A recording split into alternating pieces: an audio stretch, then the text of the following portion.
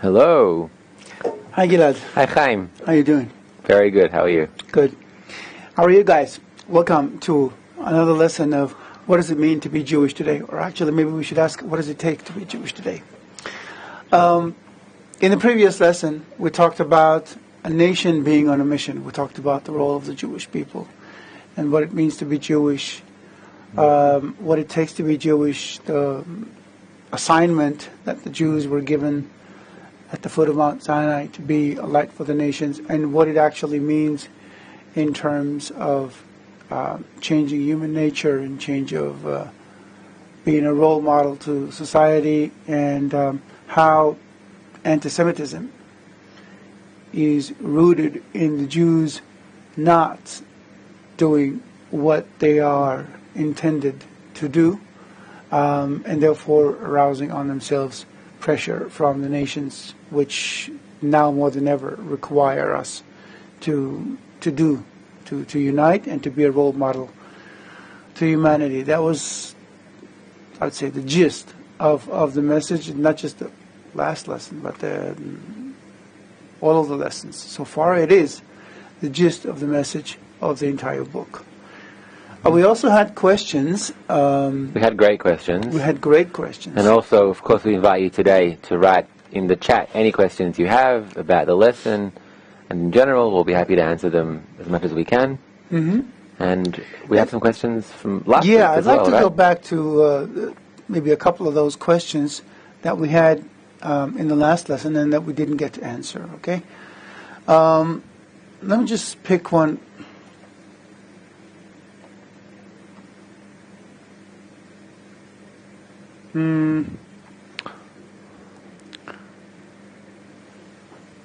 Okay, so many of our viewers are wishing us a happy Hanukkah. Oh, they are? I can see, yeah. Yeah, happy Quite Hanukkah a few of them, so. to all of us celebrating it. Yep. So. And since we're all about unity, then everyone is invited to celebrate it. Mm-hmm. Okay, let's take one of those questions.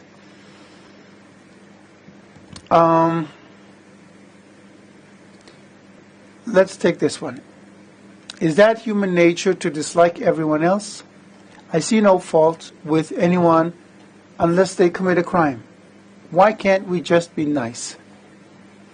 Let me just give a little background. The conversation was about how it's not enough, how we all have to unite, and through unity discover a higher force or a higher, principle, I would say, paradigm that exists in the universe. Now, being nice is good. Why can't we just be nice? We can, and actually, why not? That would make things a lot nicer, I think. Except it wouldn't work. Not in the long run. Because in the long run, more and more of our natural egoism is coming into the surface. And so we have to deal with it. And the reason, because we've had the moral of being nice for many years now, of being courteous, of being good to other people for many years, and it held our society for a long while. Now it's not working. The reason why we can't just be nice is simply because we can't. We see. The fact is that people are becoming more and more alienated and narcissistic, and they're becoming not nice to each other. In short, our society is falling apart. So you got to find a way, and there's a reason for it. The reason is that the egoism is growing, and now we need a new way to overcome it and unite above it. And niceness just doesn't cut it anymore. We can't, it just doesn't work anymore. Just want to add maybe. Yeah, in just a sec. Okay. And when we do unite above the growing egoism, then we'll discover what lies underneath it all, what the people of Israel discovered back then. Okay, and that's the idea. So it's not just about being nice or not nice. It's about how the purpose of humanity is to become like the Creator, to learn the law of bestowal that stands at the bottom, at the foundation of reality, and attain it. When we unite above the growing egoism, that's when we attain it. So there must be egoism, and we have to unite above it. And then we achieve the purpose for which we were created. Yes, Gilad. So it's interesting what you're saying about the ego. And if you look at history, historically speaking, you can see that 10, 20,000 years ago, people had a very small ego. They didn't really want much. They were satisfied if they had like a family, if they had a place to live, if they had a spouse, that's it. They were satisfied. They didn't chase after anything else. And as we see history evolving, like if you look a few thousand years ago, in the time of Babylon especially, right. Mm-hmm. Then trade started developing. That was actually a time where trade is historically started really becoming what we know of it today. And then right. people weren't satisfied anymore just by having a house, maybe, and a family and so on. They started looking for greater fulfillment, and they started trading, and then wealth got into play. Wealth got into play, exactly. It's like the ego's growing. Right. And then if you look further on in history, then you see that wasn't enough either. It wasn't only wealth. People had this desire. It became common not to only be rich, but also to be powerful. It became something more approachable, not just for people who were born to a king and so on, but people that from their wealth maybe got into power positions and so on. And if you look further on, then you see that what used to be once something very unique and just for individuals who were like intellectual scholars, philosophers and so on, then that started becoming in the last couple of 100 years something that everyone's going after. So you can really see how the ego is growing, that it once used to be satisfied just like an animal actually, just by having a family, a place to live. It could be a cave even, right? And then we can see how the desires start growing into desire for money, desire for power, desire for knowledge. And the interesting thing today is that deep down inside, people today are beginning to realize that these things aren't fulfilling them anymore. They get money, they're not happy. They get power, they're not happy. They get knowledge, they're not happy. And it seems like there's something rooted, it's actually exactly what you were saying, that inner desire to become like that force of nature. It seems like that's rooted deep into humanity, somewhere inside there. And now that people are beginning to realize, now that we seemingly have everything. Yeah, we talked about the fifth level, right? That the still vegetative animate, speaking that's us in this world. And then there's this spiritual thing, this something, intangible thing that people are looking for. Mm-hmm. And it's exactly that intangible thing that right now is beginning to awaken in people. And on the one hand, we have everything. Once if you wanted to get food, you had to go out and hunt it. Right. Today you go to the supermarket, you just buy it. Having a house is no problem. I mean, people can easily get their basic needs today, easily. Unlike 10,000 years ago or so, or something like that. Mm-hmm. And it seems like humanity's rate of happiness is just going down. Yeah. I think we mentioned it last week, that depression... We should have been the happiest generation. We should have. We have everything. Everything is so easy. So we have a computer here, we're connected to the entire world, but still there's this sense of something's missing here. And I think that's exactly what you're talking about. It's that sense built inside that yearns for this connection, for something higher maybe, for something that's more meaningful. Exactly. And through connections, people attain that higher fulfillment they're looking for. Yeah, it's very interesting. So let's go to another one. Okay, on a completely different topic, at least on the surface. So we're continuing the questions, correct? Yeah, let's take one more. Mm-hmm. Okay. The Torah says that 70 went down to Egypt, Jacob's descendants, and a multitude emerged. Why does the bundle of reeds book imply that Abraham's other followers, the first corrected people, went to Egypt? That is misleading, is it not?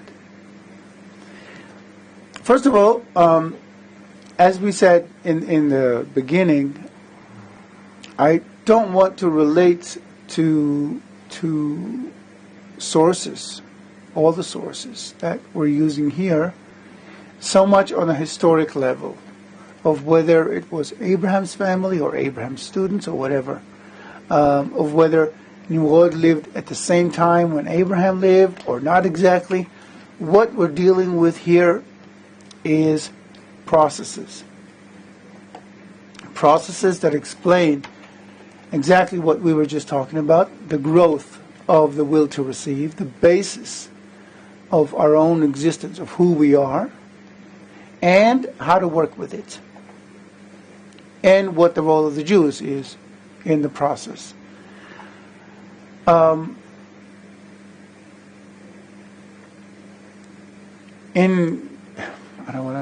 don't know if I should get into it, but let's put it this way. Abraham's descendants went down to Egypt, that's true. In the spiritual sense, a descendant is also a continuation, a spiritual continuation. Maimonides speaks very clearly about how Abraham's sons and descendants developed his method further.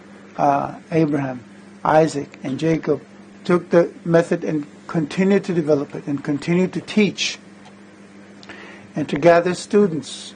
As we said before, all it took to join the family of Abraham or the group of Abraham in those days, yes, all it took to convert, in other words, was just that you wanted that you sympathized, that you subscribed to the idea that they were teaching, the idea of correction through unity. So the fact that they grew doesn't mean that they all grew by natural, given birth, natural multiplication, biological multiplication. They also grew by accumulating more and more people who sympathized with the idea. And Maimonides describes beautifully how Abraham's group grew as he went from Haran, from Babylon, into Canaan. And along the way, he and his wife Sarah were teaching people, and those who liked what they were saying joined their group and went along with them. So let's take it on that level, and then it'll be less confusing. Okay. So now we have a very interesting situation where you have a world that is completely oblivious to the purpose for which it was created, and you have a group of people who are aware of why everything happens. But there is no real clash between them at this point, because most people just don't care about why the world exists. They're busy living, surviving. And then you have the clashes between the Greeks and the Jews. Now these are more ideological clashes. We're talking about Hanukkah. There's a spiritual meaning to the clash between the Greeks and the Maccabees at that time. The Greeks had an ideology of self-indulgence. And the Maccabees wanted to preserve the Jewish tradition of unity and thus attaining the Creator, attaining life's creating force. And they knew that if they went into self-indulgence, then they would lose it.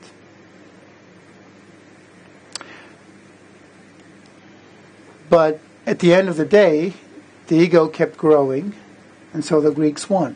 Today, everybody's culture is Hellenistic. Hedonism prevails everywhere you look, and that's what we are about. So you could ask,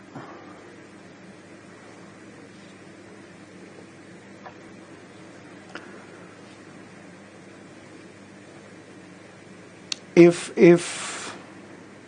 there's still a point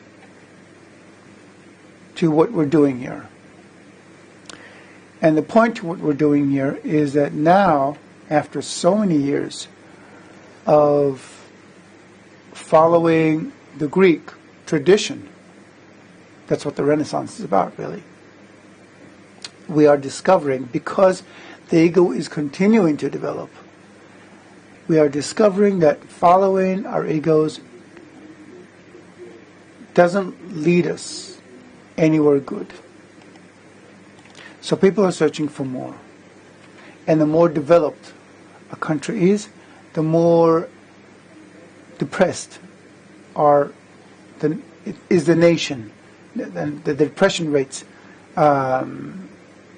go higher and higher, the more developed the country is. When you're busy surviving, you have no time to be depressed. You're busy trying to survive.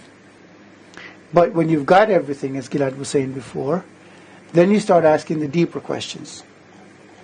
So depression is an emotional thing, it's a mental thing that points to a person's search, even if it's just an initial search, for life's purpose.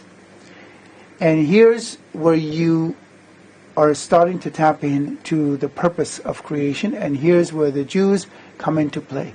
And this is why, throughout all those years, although the Greek self-centered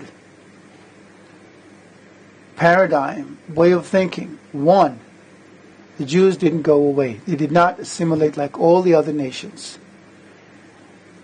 It's because it's their role to survive, and when the need arises, to deliver the goods, which today is an ability to unite, a method by which to unite and rediscover life's purpose. Let's read a couple of excerpts on the Jewish survival. They're very interesting. Let's look at slide number 1 in the presentation, right. On page 77, the book writes, renowned German writer Johann Wolfgang Goethe expressed his bewilderment over the Jews' tenacity in his book Wilhelm Meister's Apprenticeship. Every Jew, no matter how insignificant, is engaged in some decisive and immediate pursuit of a goal. It is the most perpetual people on earth. So you see here that Goethe also, he's not just talking about the Jews' tenacity, but also about the goal that they have to achieve. Most people don't realize what that goal is. But a lot of sensitive individuals, both Jews and non-Jews, do sense that there's a reason why Judaism exists, why it persists through all those years and hardships. It's because there's a reason for its existence, a reason that defeats any attempt to assimilate on the part of the Jews or to destroy Judaism on the part of the anti-Semites. Let's check out slide number 2. At the bottom of page 77, Cambridge professor T.R. Glover underlines the countdown of Jewish existence in the book The Ancient World. No ancient people have had a stranger history than the Jews. The history of no ancient people should be so valuable if we could not only recover it and understand it. Understand it, that's the thing. Stranger still, the ancient religion of the Jews survives when all the religions of every ancient race of the pre-Christian world have disappeared. The great matter is not what happened, but why did it happen? Why does Judaism live? That is exactly the question. A lot of historians ask that question. How can it be that through so many attempts to annihilate the Jews and destroy Judaism altogether, it doesn't go away? We have to realize that there's a purpose for the existence of Judaism, and it's not to observe physical commandments. It is to offer, to present the nations with a viable solution to the survival of the human race. And not just to the survival of the human race, but also to humanity's achieving of its purpose, which is to become creator-like.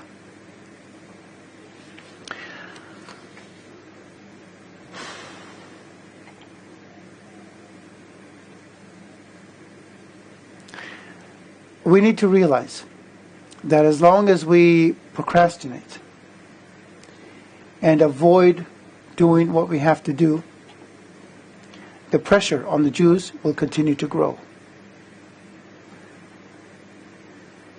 Take a school kid. You have two children. They both go to school. One loves to go to school, he loves to learn, and another doesn't like it. Both have to go to school.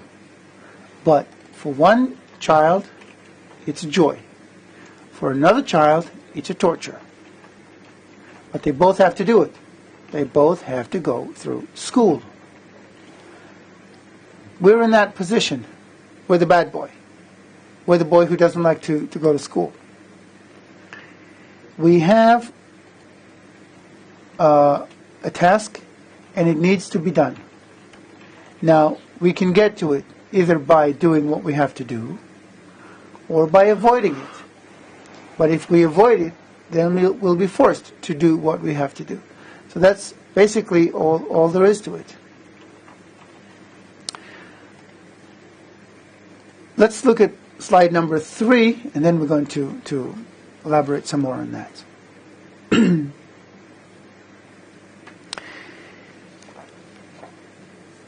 On page number 9, Dr. Lightman writes, for him, for the Creator, to give to us, yes, what we want, we are desires to receive, and he wants to give to us the ability to be like him, just like a parent wants his child to be like him, if not better. The Creator and creation must connect. So now we're talking about how to achieve and what happens when we achieve being creator-like. And upon connection, as we quoted Bala Sulam, one feels, now that's Bala Sulam's words, one feels the wonderful benefit contained in the thought of creation, which is to delight his creatures, to be like the Creator, with his full, good, and generous hand. Because of the abundance of benefit that one attains, wondrous love appears between a person and the Creator, meaning we enjoy being like the Creator, incessantly pouring upon one by the very roots and channels through which natural love appears. However, all this comes to a person from the moment one attains and onwards. In other words, what happens when we become creator-like? We talked, I think in the previous lesson or the one before it, about what happens to a cell when it becomes part of an organism. Because initially, unicellular creatures were self-sufficient units. And all of life on Earth was just, it was called a primordial soup. That's what scientists call it. Of just all kinds of chemicals and unicellular creatures. Eventually, cells began to realize that by creating cell colonies, where each cell does something else, they benefit.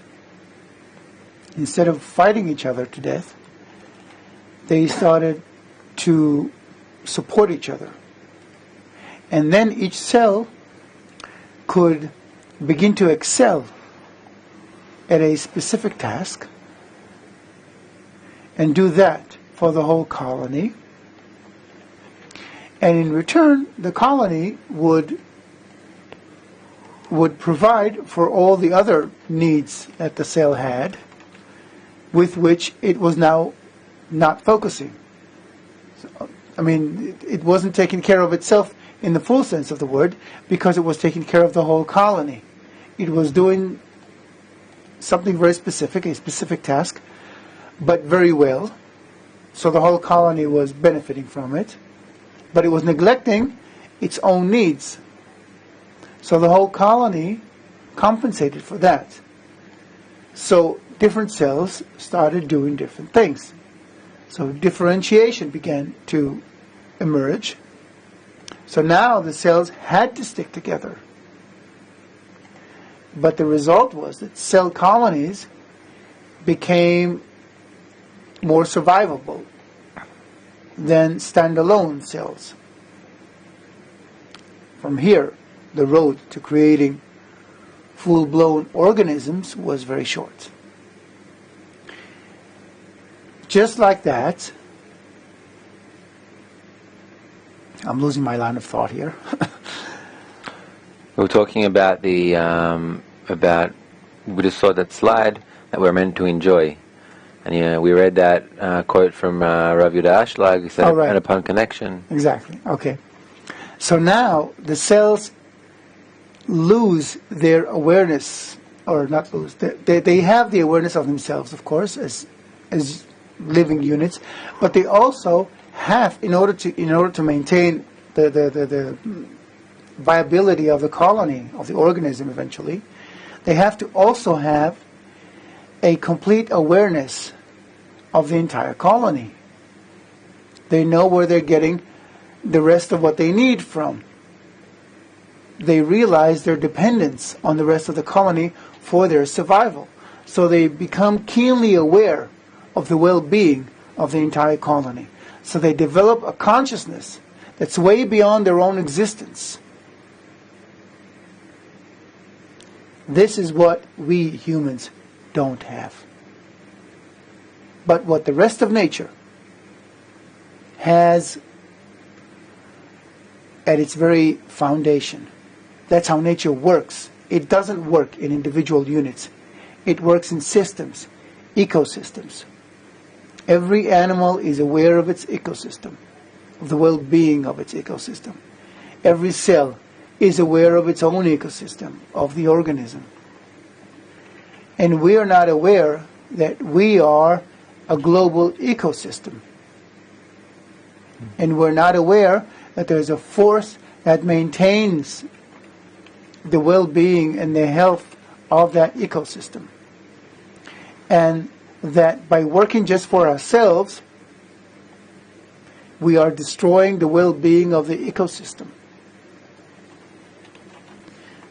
But since the ecosystem is what provides for our existence, just like cells in the organism provides for their existence, we are destroying the branch on which we're cutting off the branch on which we're sitting. Right? So we're damaging ourselves. But the reason why we were denied this awareness is so that we could develop it by ourselves. Because when we develop it, we become like the Creator. And that's the abundance that Baal Sulam writes about. We become aware of the universe. We become the universe. That's why we talked about omnipotence and omniscience. That's what every human being is intended to achieve. This is what Abraham achieved. This is why Maimonides keeps talking about how he realized that there was only one force in creation, that force makes everything tick, and that's the only force you need to worship, meaning you need to sympathize with and perceive. Because if you got that, then you worship nothing else. There's nothing you don't know anymore. You're aware of the entire system. You don't need to learn because you know already. So to add, it's yeah. What you're saying. You said that nature is already that connection is built into it, and humans are lacking this. Right. And that's correct. But if you look at humans on their biochemical level, I think we spoke about it last week as well. But it's just fascinating to see that our body If we look at the body just it knows it, like sure. an animal, it's built into it. Because it's the animal level. Exactly, and we're happier when we connect. We see that we're more successful that way. I'm just doing research on positive social relations, and it improves every aspect of your life. You become more creative, you become more productive, you become more intelligent, you become healthier, you become wealthier.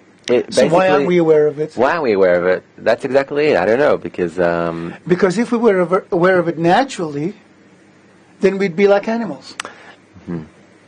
Actually, I want to, if I may, I want to add another. There's so much science backing this up, and it's interesting to see how the Jewish sources that talk about this for thousands of years are now being validated by science. There's a researcher called Elizabeth Sahtouris. She's an evolutionary biologist, and she basically talks about she explains the process of evolution through how cells develop. So if I just can grab that, it'll just be easier to, oh, that's a nice hat. You can just give me the thing. I don't need the whole... You don't need the whole thing? Nope. Okay. This is fine. So, can we have a look at the... At the heart first. Oh, that's good. No, not this. Not that one. Am I going in the right direction? Yeah, I am. Okay, so she basically says this. She says everything, and she was explaining about cells, but this is also right for humanity. Everything starts on a certain level of unity. And if you look at humanity in the past, then humanity was united, there were small villages, people basically got along. And then, in the process of development, there's a state called individuation. So basically, what was once united, what was once like this one thing, is now beginning to be broken apart into different pieces. And what happens when people are broken apart into different pieces? They begin to reach a state of conflict. Because what was once one and now he's broken up into separate pieces, now obviously every piece wants something for himself. Mm. They've lost a sense of unity, they've lost a sense of interdependence, they've lost a sense that your fate is mine and vice versa. So it begins a state of conflict. Right. Now, they feel that the existence of the other actually is against my interest. Exactly, against my interest. So if I want to succeed, then I have to take advantage of you as much as possible. I have to exploit you, because that will make me better off. Forgetting that if we were once this one cell, and although we've been separated, we're still on some level connected, forgetting about that, forgetting that we're actually built to be connected. Exactly, so that's already a stage where we lose the sense that we are part of one system. We lose a sense, yes. That's already in the individuation. The conflict is when we completely lose the sense that we were once connected. We were once one. And then what happens after conflict? Conflict isn't a good state. Conflict is wars, it's crises, it's hunger, it's famine, it's depression. It's everything bad we're seeing in the world today. Right. So people start making alliances. They start making alliances. They start figuring out how we can improve that situation. And then there's a state of negotiation.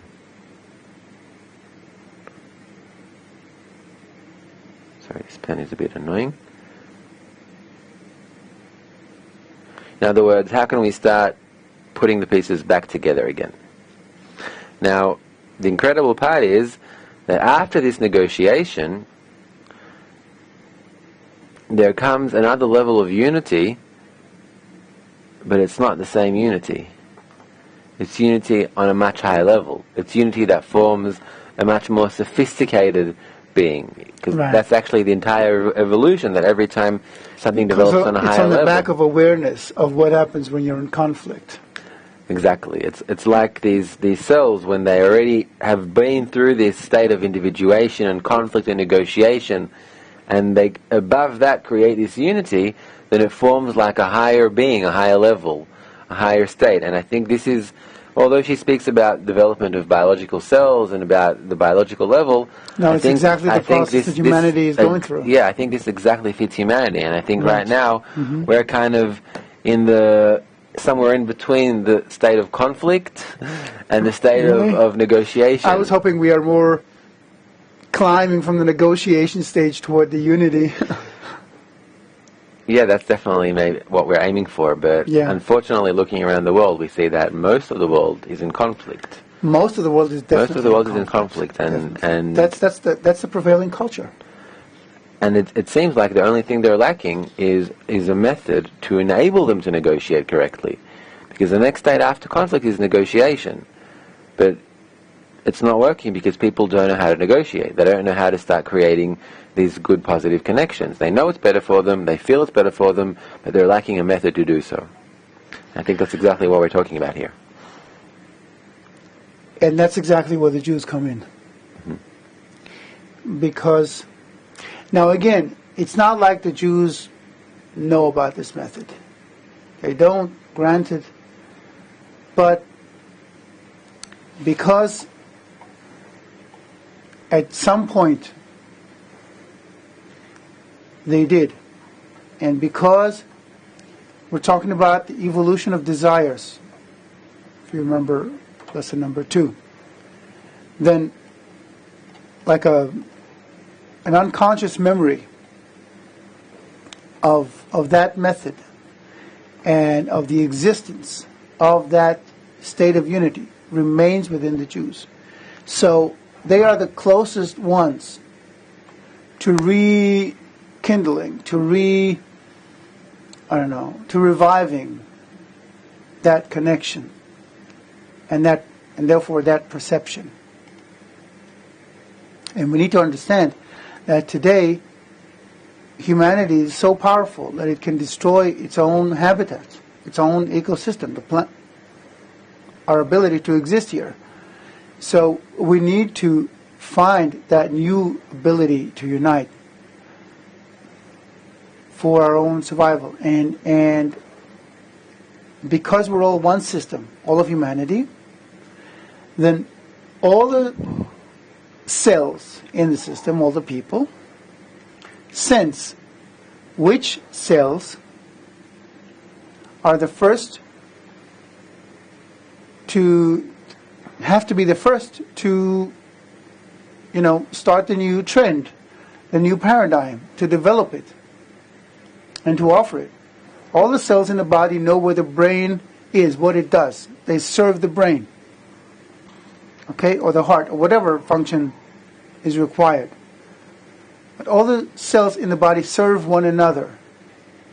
And the only cells not in the human organism not serving humanity, sorry to say it, are the Jewish cells. Because their only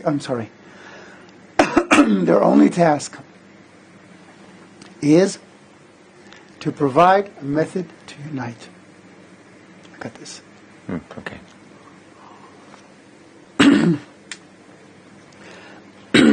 Everything else is fine. It's working. We've got plenty of food. Industry, robots can do our jobs for us. Everything works great. The only problem is we hate each other's guts. And no one can do anything about it. Except the Jews. So, in order for everything to function properly,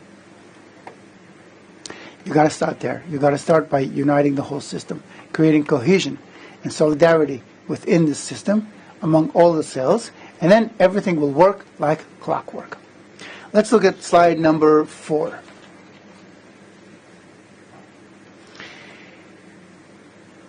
In slide number 4, I wanted to show that really there's no difference between those who persecuted the Jews, the Hebrews, the ancient Hebrews, and anti-Semites today. Let's read first. Page 82 in the book. In a rather unorthodox statement, Rav Kook writes, Amalek, Petlura, who was a Ukrainian anti-Semite, Hitler, and so forth, awakened for redemption. Now we're going to talk about the role of why there is anti-Semitism, what anti-Semites, what role they play in our development. One who did not hear the voice of the first shofar, which is a symbol or a call for redemption, or the voice of the second one, for his ears were blocked, will hear the voice of the third shofar, the impure one. He will hear against his will. Now, here's where anti-Semites come into play. Dr. Lightman always insists. He says, I have nothing against anti-Semites, because they don't choose to be anti-Semites. It's not like they're out to get me personally. It's that Jews have a role to play, and if they don't play it, then the system itself, just like the immune system in the body, creates a mechanism that pushes the body into action, into a healing action. The anti-Semites play that role. They are pushing the Jews toward, as Rav Kook writes, redemption, meaning towards unity, and through unity, attainment of the Creator, and subsequently, provision of that attainment to the rest of humanity. That's why anti-Semites' main argument is the Jews are causing all the problems in the world. They're saying it in a million different ways, but it's always the bottom line. They're saying, you guys are guilty of what? Of everything that's wrong. And they are right. As long as we don't unite and show an example of unity to the world, everything will be wrong in the world. Once we do, everything will be right. So now I can already hear the questions, because I get them here and elsewhere. Why do you think that everybody is looking at you, everybody is just waiting to see what you're going to do, and everybody's going to follow your lead? What makes you superior? What makes you so arrogant? Well, none of it is true. We're not superior. We're not arrogant. We just have a job to do, and we're not doing it. And the reason why we think that the world is focused on the Jews is that the world is focused on the Jews. If you look at UN resolutions throughout the years, and especially in the last couple of years, they focus 90 or maybe more % of the UN Security Council resolutions are about Israel and what they're doing wrong. You see world leaders, heads of state, constantly talking about Israel, constantly talking about, now they're also talking about the problem of anti-Semitism, saying we don't have anti-Semitism. Look what's happening in France, look what's happening in Germany, look what's happening on campuses all over the US, look what's happening in Brooklyn. Look, it's there, and it's intensifying. So now leaders have to say it's not happening. It's a natural result. It's denial. But that's not going to help. It is happening. And the more we ignore it, the worse it's going to get. It's there. And everybody's looking at what Israel is doing. Everybody's looking at what the Jews are doing. Everybody's checking into how much money Jews have. Everybody's checking into what positions Jews hold in the movie industry, in the banking industry, in culture, everywhere. In technology, wherever you look, you see people looking at the Jews.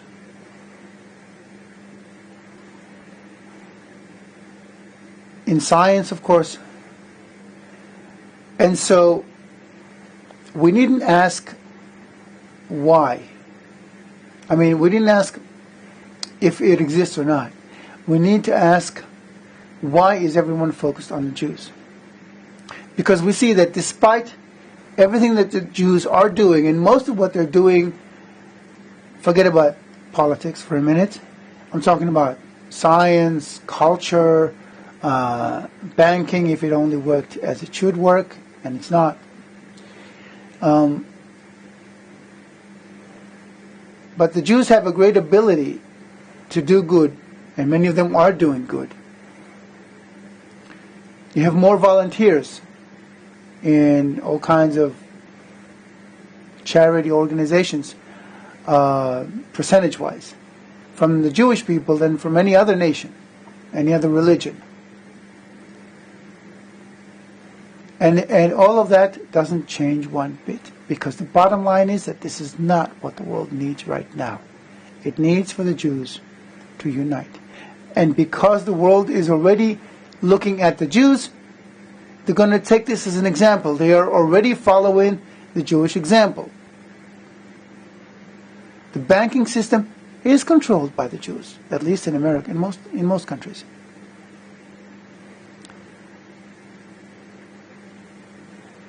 By and large. So if the Jews portrayed a different paradigm of banking, for example, then everyone else would follow. Now everyone is following what the banking system in the U.S. is doing, right? And if you look at the banking system, the leaders are mostly Jewish. So, maybe we should just kill all the Jews and get rid of the problem. It's not going to work, because humanity has a purpose. It needs to become creator-like, and the Jews are the ones who have to lead it there. So instead of trying to kill the Jews, you need to push the Jews to do what they have to do. And since not enough people are aware of what the Jews have to do, people are just getting angry and frustrated at the Jews. And there you got anti-Semitism. So we can go this path in two ways. We can either get there by becoming aware of what it is we have to do, in which case all we need is to start uniting, and everyone will join in, because everyone knows that if the world were united, things would be much better. Or we can avoid it.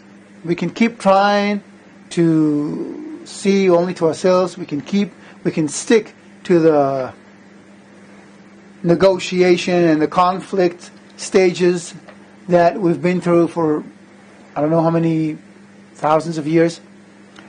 And we can let nature take its course, forcing us to unite even more, forcing the anti-Semites upon us to push us even harder, maybe invoking a second Holocaust, I don't know, but doing what it takes to force Jews to eventually unite and do what they have to do. Look what the Talmud, which was written almost 2,000 years ago, look what it writes. Look at slide number 5. Rabbi Eliezer says, if Israel, let me put on mine, Rabbi Eliezer says, if Israel repent, they are redeemed. If not, they are not redeemed. Rabbi Yoshua said to him, if they do not repent meaning unite and acquire that perception and pass it on. So, if they do not repent, they are not redeemed. But the Lord, the Creator, will set up over them a king whose decrees are as harsh as Haman's. Israel will repent, and he will reform them. The Creator.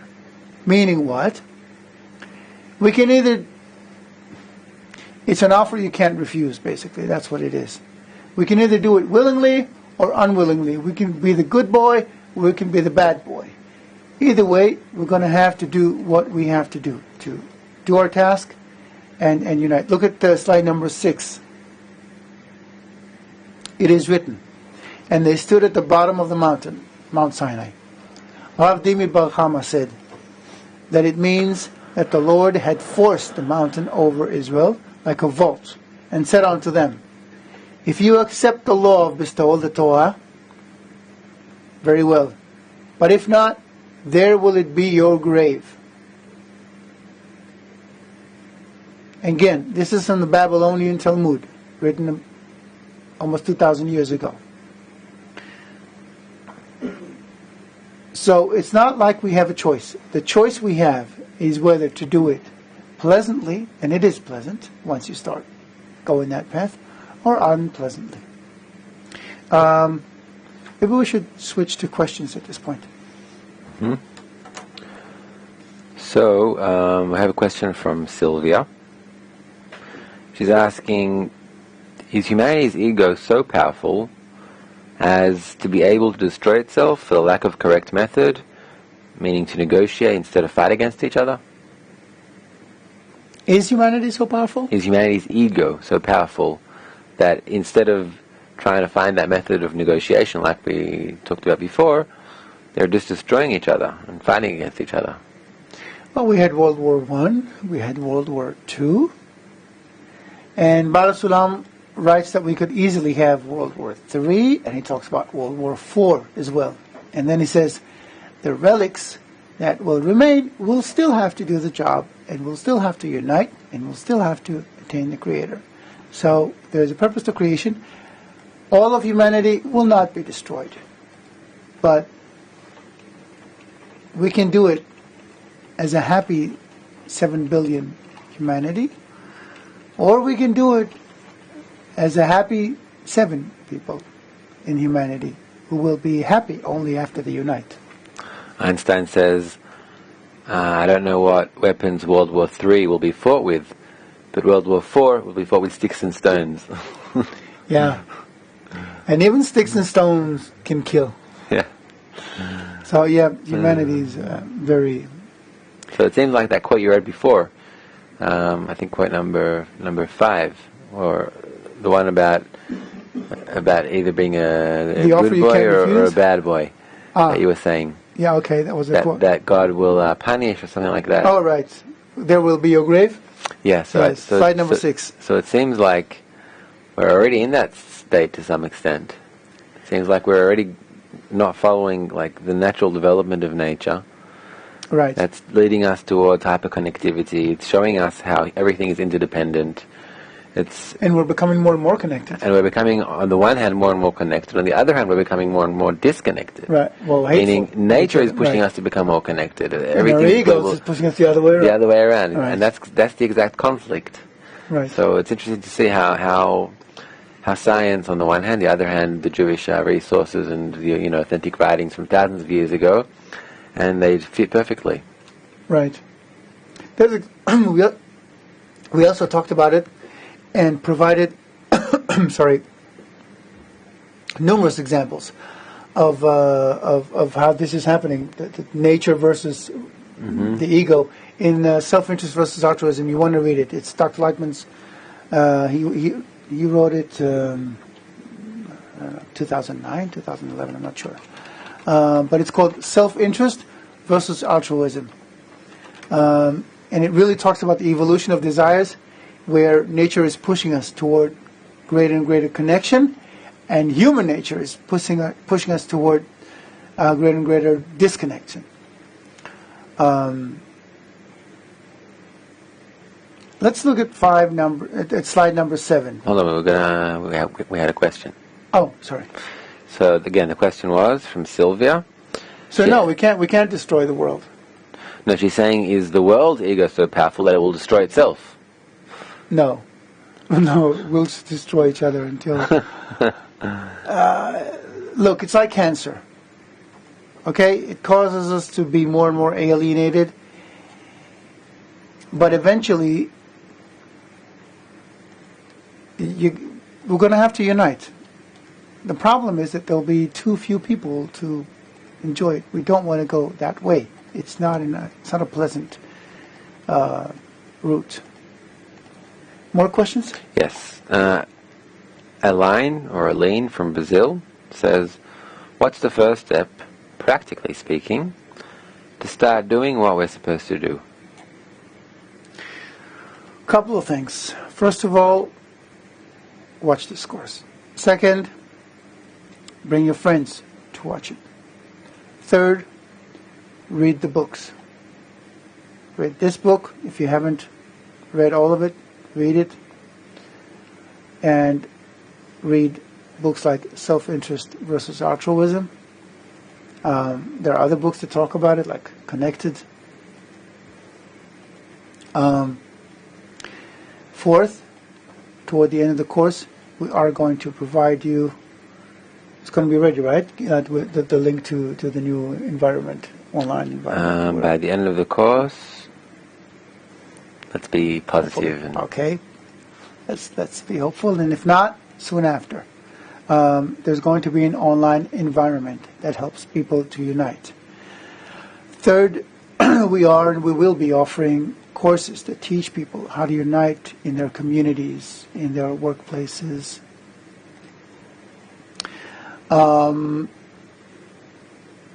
Fourth, help us disseminate, circulate the ideas, video clips from this lesson. In other words, become engaged in helping people to unite. The more we create around us an environment that supports the idea of unity, the easier it becomes to unite. Because right now,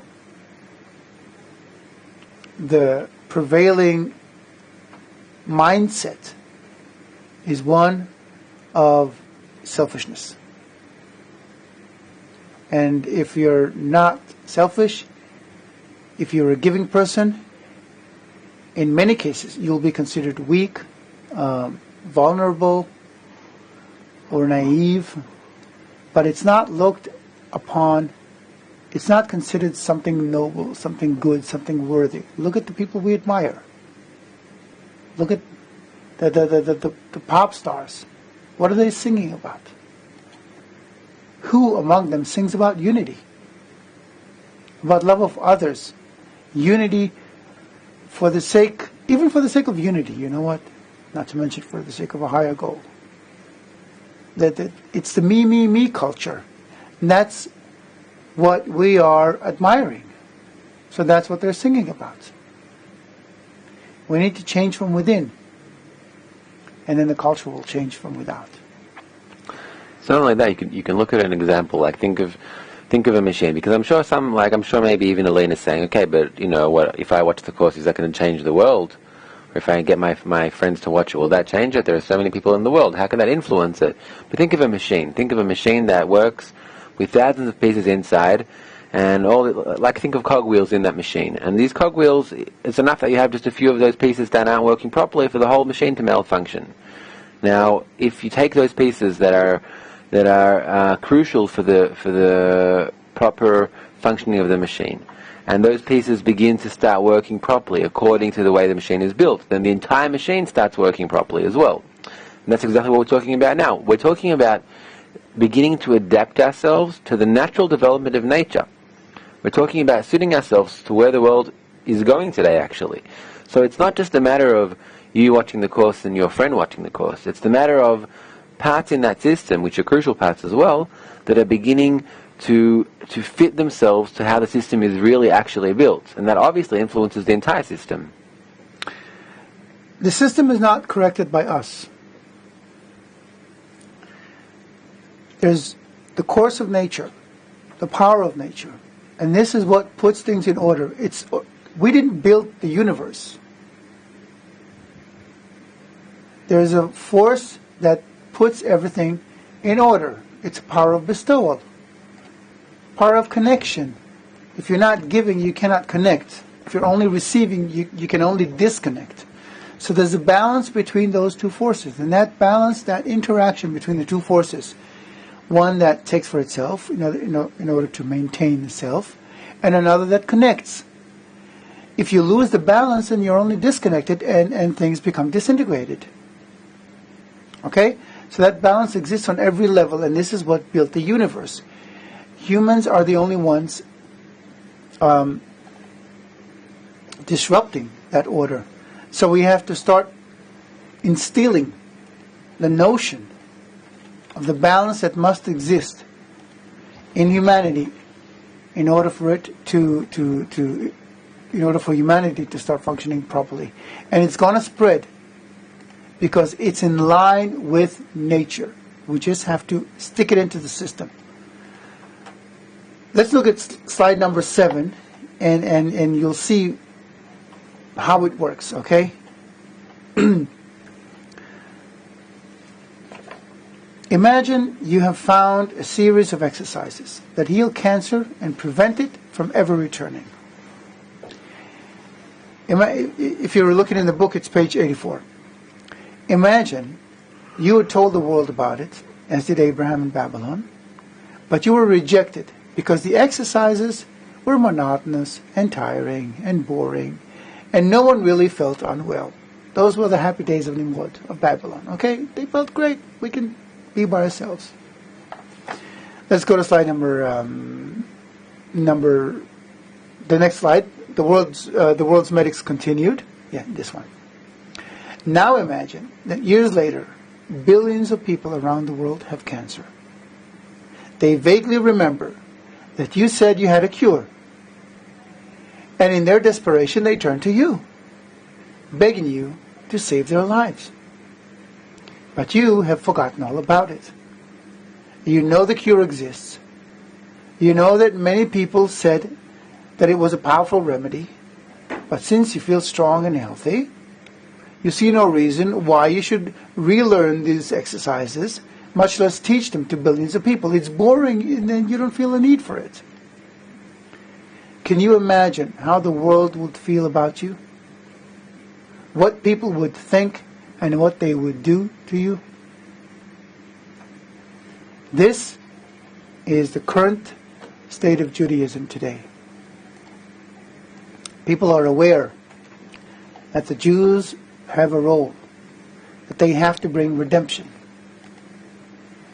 And even if they're not consciously thinking about it, they feel it in their guts.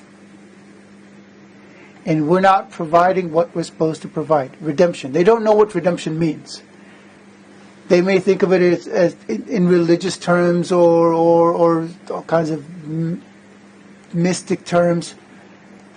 They don't realize that it's only about unity and thus creating like a place where we can discover the power of unity. But we know that they know that the Jews have the key to it. So they're angry at the Jews. They just feel it. Look at slide number 8. This is important. Such verses from the New Testament as, "You worship what you do not know, we worship what we know, for salvation is from the Jews." And another one, "And what advantage has the Jew? Great in every way. First of all, they were entrusted with the oracles of God." Those two are only two of countless of mentions of the Jews' unique position and role as depicted in the Christian writings. When we Jews, do not carry out our mission, we inadvertently draw toward us anger and hatred, which then translate into what we now regard as anti-Semitism. So, we cannot really expect anything good to be directed toward us until we do what we must. And don't think of redemption in religious terms. Think of it as having a good life. Being able to talk to your neighbor. To unlock the door when you come in. Maybe unlock it when you go out. Think of it as going out to the street and meeting every person on the street and actually feeling warmth toward them. Better yet, actually knowing how they feel. Connecting on an emotional mental, deeper level than we could ever imagine. We can do that if we only begin to work on our unity. Let's go to some more questions. Okay, we have a question from Diane from Orr. She says, is this the same as the ripple effect? Meaning, if we create goodness, and will it provide a positive outcome?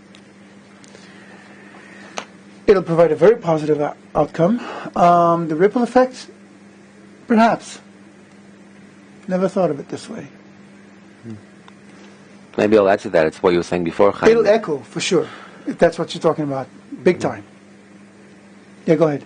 That it's exactly what you were saying before, that it's not just the fact that that person is changing himself. It's that he's suiting himself to the laws of nature. He's becoming similar to that force, exactly. which we see governs everything. Form, exactly. And that's the true positive outcome, and that's the real influence on the system.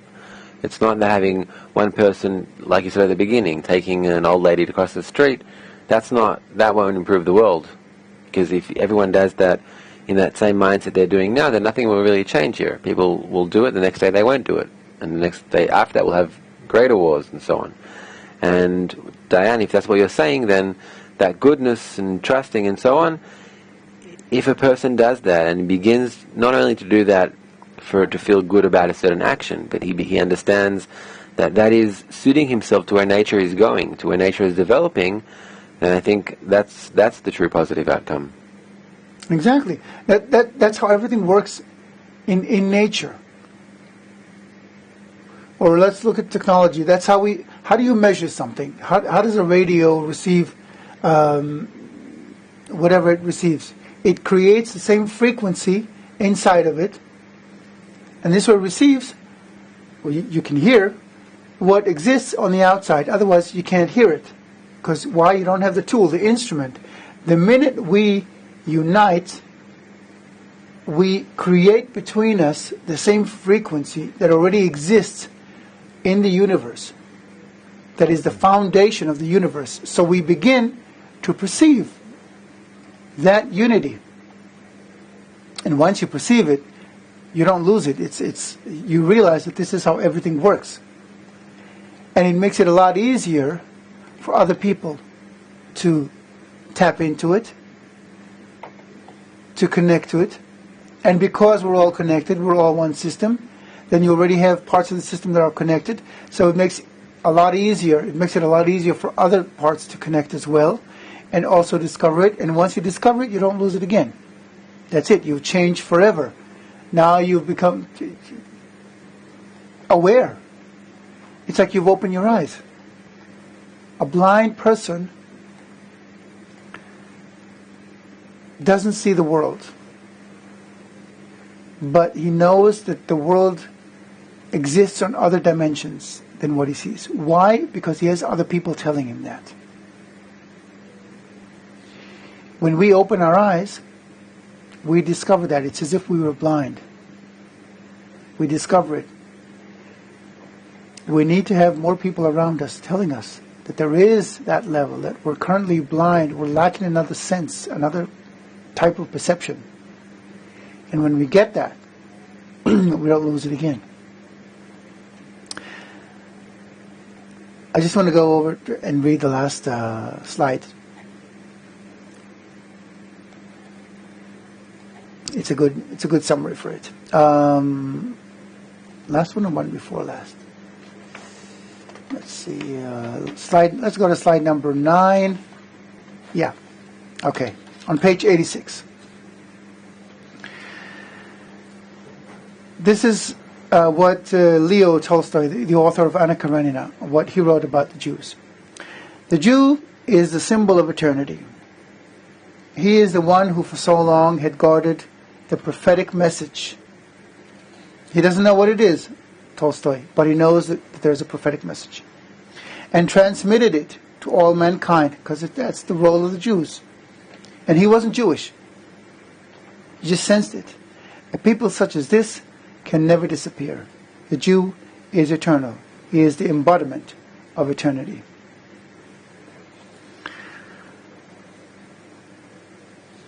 So,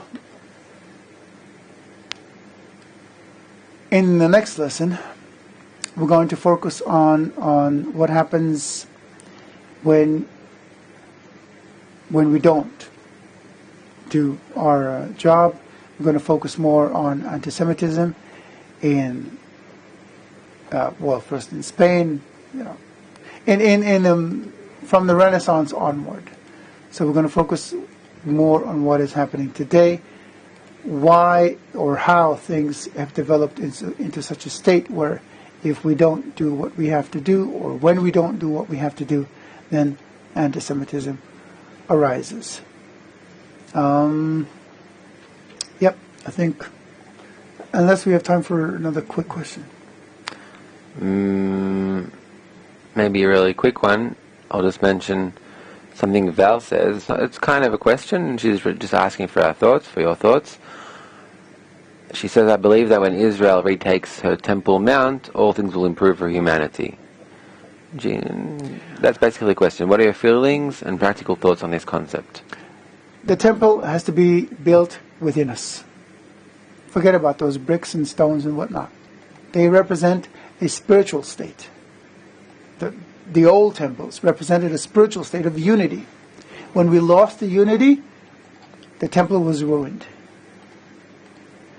Don't worry about bricks and stones. Worry about the unity in our hearts. Whatever needs to happen on the physical level will happen naturally and in the right way only if we unite our hearts. So the next lesson will be in a week, minus an hour and 15 minutes from now. That's December 23rd at 8 p.m. Eastern Time. And the topic you said, it's the roots of anti-Semitism. The roots of anti-Semitism, and why people are either unconsciously or consciously anti-Semitic. And we don't ask for much from our viewers, but we do ask you to go into the Facebook page, if you can even right now. Bundle of Reads, just type it in Facebook. You'll get to our landing page, and then there's that, hand that like it. Press like, and that will help us a lot. And right after the lesson, you'll get a link where you'll find the lesson. On that same page, you can ask your questions. You can post your questions in that leave a reply right at the bottom, and we'll be happy to try and answer these questions in the next lesson. And finally, we've opened up the option for video questions. So if you want to record yourself... Oh, that's good. Yeah, that's great, and we can even broadcast your video live. Well, not live. For us, it's live. So how do you do that? You record yourself on YouTube with your webcam or whatever, upload it to your own account, and then just post in that reply section, post the link to the video. We'll take it from there. Okay. Okay, so as usual, it was great to be here. Yeah. Very interesting. Very interesting. Thank you, Chaim. Thank you, Gilad. Thank you. Thank you. For being with us. And we want to see you in the next lesson. So until then, bye. Bye-bye.